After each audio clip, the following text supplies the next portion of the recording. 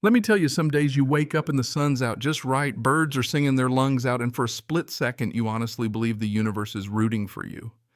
And then you meet someone whose soul seems to be made of expired mayonnaise and HOA bylaws, and they try to get you arrested for eating a slice of pizza on your own porch. Yeah, that happened. This is the story of how a single pepperoni pizza turned a whole neighborhood upside down and how karma, dressed in a gray suit, came to collect. So picture this. It's a Tuesday. And I don't trust Tuesdays. Mondays get all the hate, but at least Mondays have a purpose. Tuesdays are just there waiting to throw a wrench in your plans. I'd just closed a major deal through my company, Thorn Development. After 2 years of behind-the-scenes work, I now owned every single house on the block, a block my grandfather once called home back, before every yard was identical and every front door was some shade of taupe that looks like sadness had a paint color. The plan was simple: dissolve the HOA, revive a real sense of community, and let folks actually breathe in their own homes again. But on this particular Tuesday, my only goal was to move some stuff into the flagship house on the corner, set up a little office, and eat a hot pizza in peace. That's it. Nothing heroic, just carbs and a sense of accomplishment. I show up in my light gray suit, looking like I'm about to sell insurance or maybe sue the city because I came straight from a meeting downtown. I probably looked a little out of place standing on that empty porch, but I felt good. The air was warm, the sky was blue, and my biggest worry was whether the pizza would get there before my crew did. That's when I saw her, the storm cloud on 2 legs. She had a clipboard pressed to her chest like she was guarding nuclear launch codes, a white shirt and white pants combo, daring the universe to ruin it, and a walk that said, "I'm here to ruin someone's afternoon." She squinted at me, then the house, then back at me, her face already pinched into a lemony scowl. Even before she spoke, I knew. She was the HOA president. You know the type. She stops just at the edge of my lawn, like stepping one blade of grass further would trigger an alarm, and gives me the once-over. "Can I help you?" she barks. Not a question. An accusation.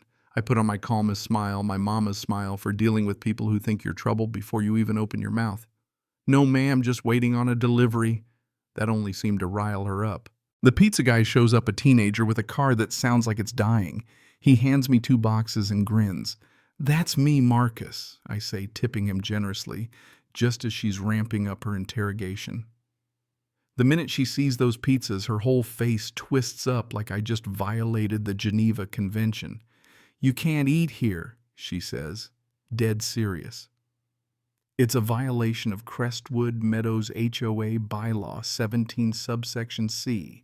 No loitering or picnicking on the porch." I swear I almost dropped the pizza from laughing.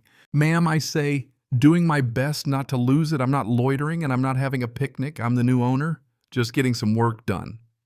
But the words "new owner" didn't compute. She looked me up and down and just flat out said, "That's not possible. I'm Carol Ann Higgins, HOA president, and I would know about any sale." The way she said "you," the air got cold. I tried to keep it cool. There must be a mistake. I bought this house and the one next to it and, well, the one next to that too. Her eyes followed mine down the street, and for a split second I thought she might get it. "Nope. You're a liar," she hissed, now fully into her villain origin story. "You're probably a squatter or a scammer." I was just standing there, pizza in hand, thinking, let me back up a sec. Am I on candid camera? But I've been here before. Years of fighting for every inch, every deal, every bit of respect. And here I am on my own damn porch getting called a criminal by the queen of color-coded flower beds. "Ma'am," I said, my voice tight, "I own this place. The paperwork's in my car. Now, if you'll excuse me, my lunch is getting cold." I start to head inside. Wrong move. She shrieks, "You're not going anywhere."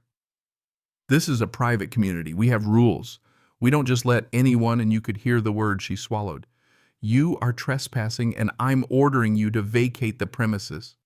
Now it was my turn. "Carol, you can't order me to do anything. You have no authority over me. I'm not under your HOA. That landed like a punch. She actually staggered. "What did you just say?" she whispers. I repeated it. "I'm not under your HOA. That was the final straw. She whips out her phone, her thumb shaking but determined, and calls 911. Yes, I'd like to report a man. He's being very aggressive, trespassing on private property, refusing to leave. And just like that, my peaceful pizza break became a life or death situation. I felt my heart start pounding in my ears. Every black man in America knows this script. The way she painted me to the dispatcher, aggressive, dangerous, it was all so practiced. I thought of my mother's be careful talks, how no amount of success or politeness can protect you when someone's determined to see you as a threat. I kept my hands in plain sight right there on the porch railing. The sirens came fast. Neighbors started peeking out curtains, twitching mailboxes, suddenly very interesting. Then 2 cruisers screeched around the corner. Red and blue lights painted the street like a bad disco. 2 cops, 1 old and weary Officer Davies and 1 young and jumpy Officer Schmidt. Carol Ann races over, points at me like I'm a wanted man, and starts her story. He's refusing to leave. He threatened me. I'm the HOA president and he's trespassing. Officer Davies looks at me, sees the suit, the pizza, the calm. Officer Schmidt, though, is all business, hand near his hip. Sir, step down from the porch with your hands visible. I do it slow, deliberate, every move, a dance step I've known since I was 12. My name is Marcus Thorne, I say. I own this house. Officer Schmidt isn't having it. We've got the HOA president here saying the property's vacant. You got ID? Yes, sir. Inside my jacket. May I reach for it? He nods. I hand over my wallet. This doesn't prove you own the house, Schmidt says. My paperwork's in my car, the black Lexus. The moment I mention the car, Carol Ann pipes up. He's lying. These people always have fake IDs. These people hits like a slap, but Officer Davies just shakes his head. Ma'am, let us handle this. We walk to my car, a weird little parade cop's at my side. Carol Ann trailing behind. Officer Schmidt opens my briefcase, finds the stack of documents. Crestwood Project. The deed, the closing statement, LLC paperwork, all in my name. Davies reads his eyebrows, climbing higher with every page. Thorne Development. You own this house? I do, I say, trying not to smile. Actually, I own all 12 houses on this block. He flips through the document, sees the full list of addresses, and finally gets it. You own the whole block, I nod. Loud enough for Carol Ann and every nosy neighbor, I say, yes, sir, the whole block. Which means I let it hang. Davies can't hide a grin. Well, ma'am, according to these documents, Mr. Thorne isn't trespassing. In fact, looks like you might be causing a disturbance on his property. The shift is electric. Carol Ann, stripped of her power, suddenly looks small, clutching her clipboard like a lifeline. She sputters, That's not possible. You can't buy a whole neighborhood. It's called real estate, Davies says, savoring it. And with these documents, he's the owner. You can't be president of a club with only 1 member. I turn to her, gentle but firm. Carol, the HOA is now dissolved. As sole owner, I hold all the votes. The bylaws are void. Her face cycles from denial to rage to empty despair. For a second, I almost pity her. Almost. Officer Davies isn't done. Ma'am, did you actually see this man threaten anyone? She hesitates. He was dismissive. Davies isn't having it. And you called 911 for that. This is a waste of city resources. Officer Schmidt adds, we could cite you for filing a false report. She starts to defend herself, but I cut in. Let's not pretend this was about safety. You saw a black man in a suit and decided he didn't belong. She can't meet my eyes. The officers hand back my wallet, apologize for the disturbance, and leave. Neighbors fade back inside. Carol Ann stands there deflated, then shuffles back to her now meaningless house. I finally eat my pizza cold, but still in that moment the best damn slice of my life. Word got around fast. I decided to hold a block barbecue that weekend, invited every resident with a flyer taped to their door. Let's get to know each other. Burgers, hot dogs, and no bylaws. I was nervous no one would show, but they did. Mr. Henderson arrived with legendary potato salad. The Millers brought their kids the chins, painted their front door blue the next day. Laughter and stories replaced complaints and fines. That Saturday, standing on my porch, I told them my vision. No more uniform mailboxes, a community garden in the green space, investments in their homes, not to raise the rent, but to raise the quality of life. The only rule, be a good neighbor. Everyone cheered everyone except Carol Ann, who watched through closed blinds. I knew I had to speak to her. So the next day I knocked on her door. She looked smaller without her clipboard. We sat in her beige, joyless living room. I made her an offer, buy her house well above market value so she could move somewhere with an HOA she'd actually like. She stared at the offer, then at me, sadness and emptiness all over her face. "I'll think about it," she said, her voice barely above a whisper. A month later, a moving truck pulled up. She left quietly, headed for a gated community with an active HOA, her kind of paradise. As she drove away, a few kids cheered and the air felt lighter.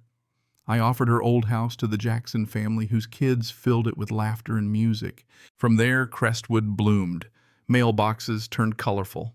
Mr. Henderson's garden gnomes multiplied. The community garden became the new hangout. Block parties broke out spontaneously. People helped each other, watched out for each other, became neighbors in the truest sense. Pizza was pizza again, just dinner, not a flashpoint.